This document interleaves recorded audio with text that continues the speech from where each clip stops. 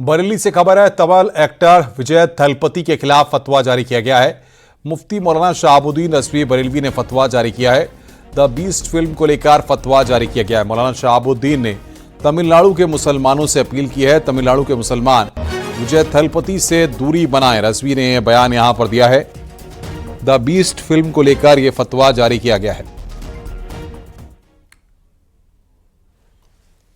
तमिलनाडु के मुसलमानों से कहा है कि बहुत सारे ऐसे लोग होते हैं जो सियासी अमल दखल रखते हैं और अपना चेहरा बदल करके आते हैं, मुस्लिम प्रेम का इजहार करते हैं, हमदर्दी के इजहार करते हैं, जबकि हकीकतन वो मुसलमानों के हमदर्द नहीं होते हैं। तो हमने फतवे में कहा है और तमिलनाडु के मुसलमानों को होशियार किया है कि विजय थलपति से दूरी बना के रखें और इनके साथ में शरीक न हों और न ही इनको अपनी मजलिसों में बुलाएं और न ही इनकी मजलिसों में जाएं। कौशाम्बी से खबर है, वक्फ बोर्ड को फिर झटका लगा है। सरकारी खाते में दर्ज हुई 93 बीघा वक्फ की संपत्ति। जिले में वक्फ के नाम 98.95 हेक्टेयर भूमि। 3 तहसीलों में जांच टीम गठित की गई है। ग्राम समाज की खतौनी को चेक कराया जा रहा है। ज्यादातर वक्फ संपत्ति पर मदरसा और कब्रिस्तान। वक्फ के पहले ग्राम समाज के खाते में कुछ भूमि दर्ज थी। जांच के बाद वक्फ संपत्ति को कब्जा मुक्त सिराथू तहसील के कड़ाधाम इलाके में ये कार्रवाई। तो ग्राम समाज की खतौनी चेक कराई जा रही है।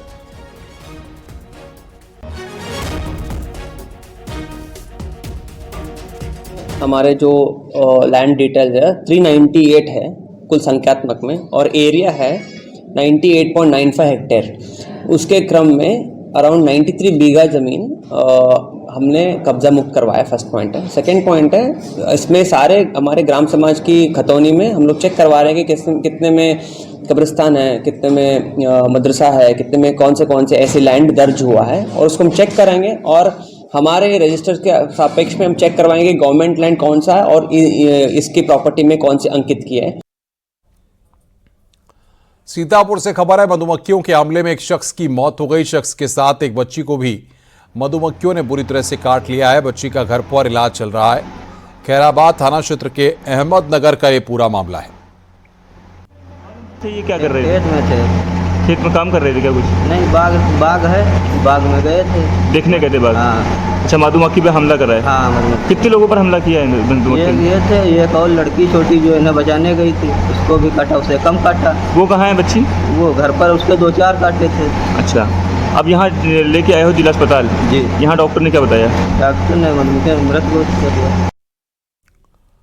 नोएडा अथॉरिटी का नया निर्माणाधीन ऑफिस बनने में अभी भी समय लगेगा। सेक्टर 96 में प्राधिकरण का दफ्तर बना रही एजेंसी पर निर्माण कार्य में देरी करने पर 29 लाख रुपए का जुर्माना लगाया गया है। एजेंसी को 31 मार्च तक काम पूरा करना था। अब 30 अप्रैल तक का एजेंसी को काम पूरा करने का समय दिया गया है। नोएडा अथॉरिटी अपने ही ऑफिस का निर्माण कार्य पूरा नहीं करा पा रहा है। दरअसल मैं आपको बता दें, नोएडा सेक्टर 96 में नोएडा अथॉरिटी अपना नया ऑफिस का निर्माण करा रहा है, लेकिन पिछले 10 वर्षों से निर्माण कार्य पूरा नहीं हो पा रहा है। लगातार एजेंसियां भी बदली गई और डेडलाइन पे डेडलाइन दी गई हैं। अब नई डेडलाइन एक बार फिर से जारी की गई है और अप्रैल महीने के अंत तक निर्माण कार्य पूरा कराने की बात कही गई। इसी बीच नोएडा अथॉरिटी के सीओ ने निर्माण कार्य में हीला हवाली के चलते 29 लाख रुपए का जुर्माना भी लगाया है। आपको बता दें, दरअसल में शहर में नोएडा अथॉरिटी के अलग अलग जगह ऑफिसेज हैं। मसलन जल विभाग का ऑफिस अलग जगह है, सिविल वर्क का ऑफिस अलग जगह है, वर्क सर्किल के ऑफिस अलग जगह हैं और इलेक्ट्रिकल और मेंटेनेंस का और नोएडा ट्रैफिक सेल का ऑफिस अलग अलग है। लेकिन अब एक छत में एक जगह ऑफिस करने और साथ ही शहरवासियों को दिक्कतों का सामना नहीं करना पड़े, शिकायतों को लेकर ऐसे में एक जगह चिन्हित की गई और वहां पर निर्माण कार्य किया जा रहा है। ग्रेटर नोएडा में एक हैरान करने वाली खबर आई है। यहां 2 बहनों की शादी तय थी। 14 अप्रैल को इनकी बारात आने वाली थी। इससे ठीक पहले ये दोनों बहनें अपने अपने प्रेमियों संग घर से फरार हो गईं। पुलिस ने दोनों बहनों को संभल से बरामद किया है। दरअसल जिनसे लड़कियों की शादी तय हुई वो उम्र में काफ़ी बड़े थे। लड़कियों ने शादी के लिए परिवार से कई बार मना किया, लेकिन कोई नहीं माना। फिर दोनों लड़कियां किराए के मकान में रहने वाले 2 सगे भाइयों के साथ भाग गई थीं। लेकिन पुलिस ने चारों को पकड़ लिया। एक लड़का नाबालिग बताया जा रहा है। ग्रेटर नोएडा के दनकौर थाना क्षेत्र में एक चौंकाने वाला मामला सामने आया, जहां पर शादी से ठीक 8 दिन पहले दोनों सगी बहनें फरार हो गई। हालांकि जब परिवार ने ढूंढने की कोशिश की तो उन्हें नहीं मिली, जिसके बाद थाना दनकौर में गुमशुदगी दर्ज कराई गई और यहां से पुलिस की इस पूरे प्रकरण में एंट्री होती है। आपको बता दें कि पुलिस ने दबिश दी और दबिश के दौरान दोनों बहनों को संभल से बरामद किया और परिवार को सुपुर्द कर दिया। दरअसल में मिली जानकारी के मुताबिक दोनों बहनें जो हैं वो नाबालिग थी और किराए के मकान में ही 2 युवकों के साथ वो फरार हो गई थी और उनके साथ जो जानकारी मिली है कि संभल के एक मंदिर में शादी भी कर ली थी। हालांकि जब वजह पूछी गई तो दोनों जो युवतियां थी, जो नाबालिग थी, उन्होंने जानकारी दी कि उनकी पसंद का लड़का नहीं था। साथ ही जिन लड़कों से शादी तय की गई थी वह भी उम्र में उससे बड़े थे। लिहाजा पुलिस ने उन दोनों लड़कों में से एक लड़का नाबालिग है जिसको हिरासत में ले रखा है और जुवेनाइल कोर्ट में पेश करेंगे। साथ ही जो दूसरा युवक है वो बालिग है, उसको भी गिरफ्तार किया और कानूनी कार्रवाई भी की है। बुलंदशहर में प्रेमी जोड़े की मौत मामले में नया मोड़ आ गया है। अब तक इसे आत्महत्या मामला माना जा रहा था, लेकिन प्रेमी के पिता की तहरीर पर लड़की के पति समेत 4 लोगों के खिलाफ हत्या का केस दर्ज हुआ है। मामला ककोड़ थाना इलाके का है। पेड़ से प्रेमी जोड़े के शव लटके मिले थे। मनीष के परिजनों ने हत्या की आशंका जताते हुए हंगामा किया और आरोप लगाया कि हत्या को आत्महत्या का रूप देने की कोशिश की गई।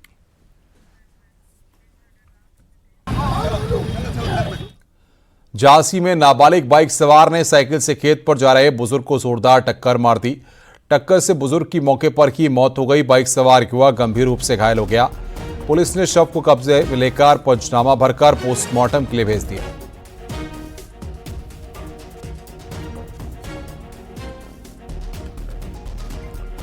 वाराणसी जो आज भी अपनी संस्कृति और परंपराओं को संजोकर चल रहा है, विश्व के सबसे प्राचीन इस नगरी में कुछ ऐसी भी संस्कृति है जो पांडुलिपियों के रूप में संग्रहित है। ये पांडुलिपियां वाराणसी के संपूर्णानंद संस्कृत यूनिवर्सिटी में संजोकर रखी गई हैं। अब इस कार्य में भारत सरकार ने भी जिम्मेदारी ले ली है, जिसके तहत 60 करोड़ का अनुदान यूनिवर्सिटी को दिया जा रहा है। ऐसे में यूनिवर्सिटी ने युद्ध स्तर पर पांडुलिपियों को सहेजने के लिए वार रूम तैयार कर दिया है। इसमें प्रत्येक दिन 10 से 15 घंटे तक 25 लोगों की टीम इन पांडुलियों को संरक्षण करने का काम कर रही है। जब पूरी किताबें यानी पांडुलिपि संरक्षित हो जाएंगी तो इन्हें स्कैन कर डिजिटल प्लेटफॉर्म पर लाया जाएगा। तरह से प्रिजर्वेशन होना, उनका संरक्षण होना, ये हमारा दायित्व है और इसमें भारत सरकार के सहयोग से पिछले वर्ष हमने जनवरी 2024 में इसके संरक्षण का कार्य आरंभ किया था और इन पांडुलिपियों का विश्वविद्यालय ने लगभग 88,000 पांडुलिपियों का कैटलॉग बना दिया है।